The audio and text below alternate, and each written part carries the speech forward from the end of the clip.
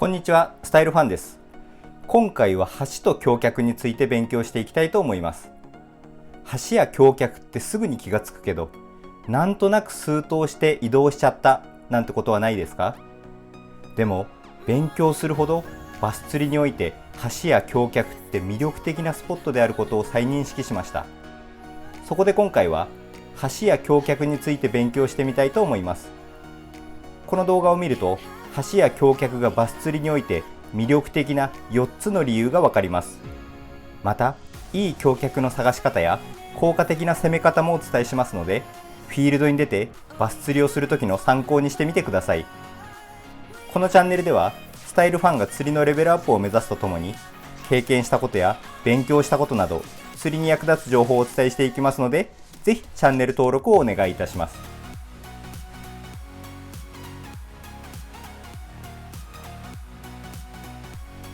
はじめに、橋と橋脚がバスにとって魅力的なスポットである4つの理由について考えてみましょう。理由の一つが、橋がある場所にはカレントと呼ばれる流れができやすいということです。なぜなら、橋は陸地の狭くなった場所に架けることが多いからです。川にしても自然湖やリザーバーにしても、川幅などが狭くなるところは水の流れが絞られて他の場所よりも流れができやすいのです。そのため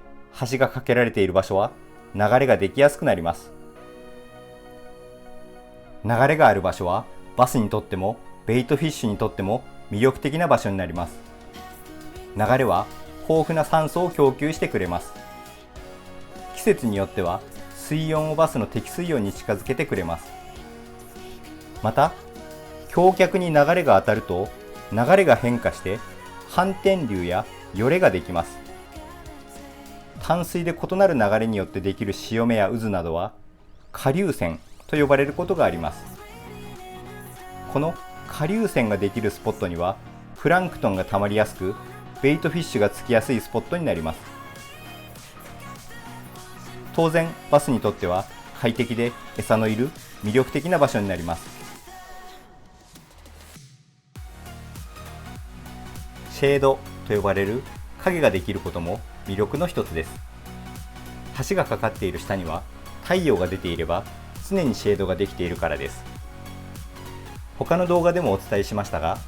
バスなどのフィッシュイーターはシェードを利用して狩りをします。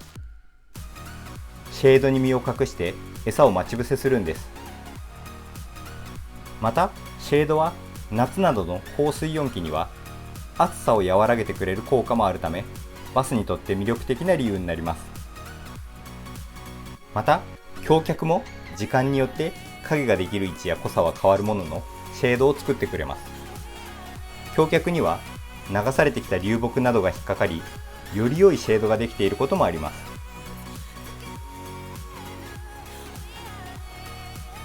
橋がかかっている場所はハードボトムのエリアである可能性が高いということも魅力です。これに関しては、橋を架けるには硬い地盤の場所を選んで架けることが多いからです。そのため橋がかかっているエリアの地質は硬いことが多く、バスが好むハードボトムのエリアである可能性が高くなります。また、橋脚の付け根にはコンクリートや石などの硬いもので基礎が組まれていて、ハードボトムになっている可能性が増します。ハードボトムはバスもベイトも好む場所になります。橋脚は縦の障害物で水温の変化に対応しやすいこともバスを引きつける理由です。橋脚は水面から垂直に立っている障害物、バーチカルカバーです。そのためバスはいろいろなレンジに垂直に移動することができ、適水温のレンジに移動することができます。夏や冬など水温の変化が起こりやすく、レンジによってサーモクラインと呼ばれる水温薬層ができるような季節でも、縦のレンジ移動で適水温に移動できることはバスにとって魅力になる理由の一つだと思います。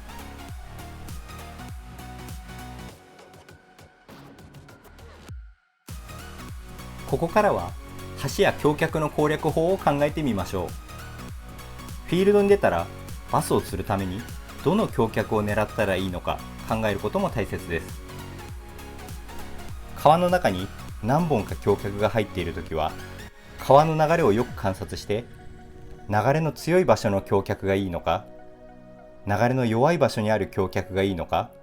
バスの活性やベイトがどこにつくかなどを考えながら攻めてみるようにしています。川のメインチャンネルになっているところは水深が深く、岸に向かって駆け上がりになっている場合が多く、駆け上がりやブレークが隣接している橋脚はよりいいバスがついている可能性が高いと思います。橋脚と水深、地形の変化を考えて、季節や水温によってバスがいる場所を考えて釣るようにしています。活性の高いバスは流れの当たっている側に陣取っていることが多いみたいです。橋脚を狙うときは最初に流れの当たる側を攻めるように心がけています。また、橋脚の下流側には反転流などの流れのよれができ、ベイトフィッシュなどが溜まりやすく、それを狙うバスがいることもあります。大きな橋脚の下流側のボトムには反転流などによって砂などが溜まったサンドバーができることもあり、バスのフィーディングスポットになっている場合もあります。橋脚が二股に分かれていたり、隣り合って複数本ある橋脚などは流れがより複雑になりやすいです。同じ感じに見える橋脚でも、橋脚以外のことも考えて、いくつかの要素が重なり、バスにとってより良い条件はどこなのかを考えて釣るように心がけています。橋や橋脚はバスにとって魅力的なスポットです。しかし、アングラーからも分かりやすい障害物のため、攻められていることが多く、バスも擦れていることが多いため、攻め方にも工夫が必要になってきます。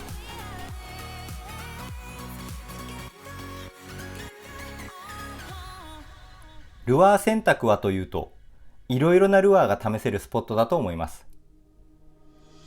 流れがあり、水深のないエリアの橋は、横方向に動くルアーで活性の高いバスにアプローチしてみるのもいいですし、橋によってできたシェードを狙う場合は、シェードに直接ルアーを入れるのではなく、シェードの外側からシェードに入ってくるように攻めるようにしています。バスはシェードの中で待ち伏せしている可能性が高いですし、シェードとの境目の光の変化によってルアーへの認識が変化し、バスにストライクするための間違いを起こさせやすいと考えているからです。